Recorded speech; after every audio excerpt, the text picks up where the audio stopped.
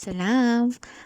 Ito pala jacket ng asawa ko is nasira yung slider niya. So, hindi na po niya nagamit kasi nga sabi niya ay nawala yung slider. Ayan. So, chine-check ko yung zipper is okay pa naman.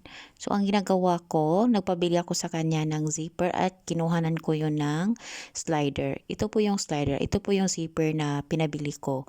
So, para naman na ano tayo sa oras, tinanggal ko lang yung slider tapos i-transfer ko dito. Basta pareho po ang number ng zipper.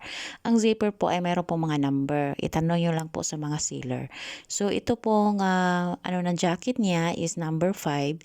So bumili yung asawa ko. Sinabi ko sa kanya na yan amilhin mo. Tapos same color din. So tinastas ko muna para mapasok ko yung slider ng zipper. Ayan, ganyan lang po talaga mag-repair ng jacket na nasira yung slider mga sisi. Pero kapag ang zipper na ang nasira ay madali lang din naman siyang palitan ng zipper. Ito po ang pinaka-easy ways na gagawin natin para madali lang. So ipasok lang natin ulit. Ayan sa may puwet ng slider. Oo, doon mo ipasok siya. Kasi nga, kailangan siyang ipasok sa taas, sa top ng zipper. Kasi yung dulo niya sa baba is doon po ang lock niya. So, dito, kailangan mo talagang dahan-dahanin. Ganyan. Ayan, napasok ko na siya. Madali na. Ayan. Ayan. So, kailangan talaga siya sa top mo doon mo ipasok yung slider. Ayan. Kasi lock siya Diyan, lock na siya. So, ngayon, magagamit na niya yung zipper. Ito lang pinakamadali talaga. Basta hindi lang yung masira yung zipper, ang slider lang.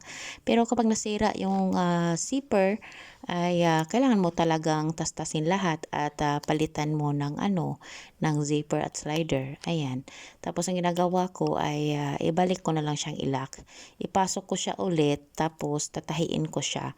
Parang parang original na, wala lang hindi mo mapapansin na ano pala siya, ni-repair na. So, ganyan lang po ang technique ng mga mananahi.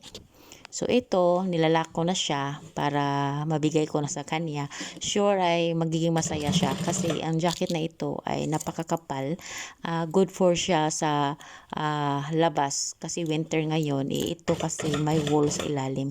So, dapat talaga alalayan mo yung makina mo kasi makapal yung zipper, mga sisi.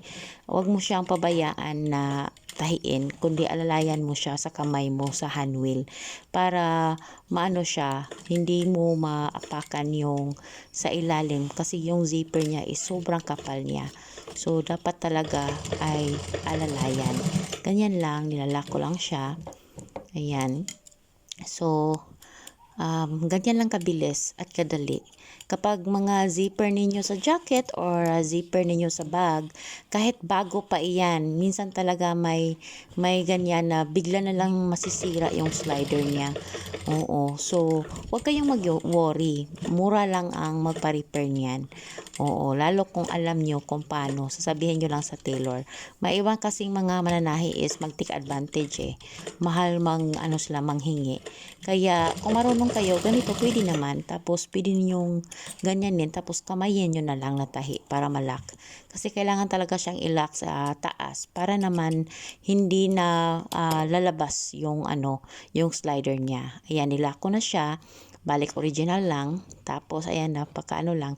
Ihinawakan ko siya ang cellphone kaya nahirapan ako. Pero madali lang siya.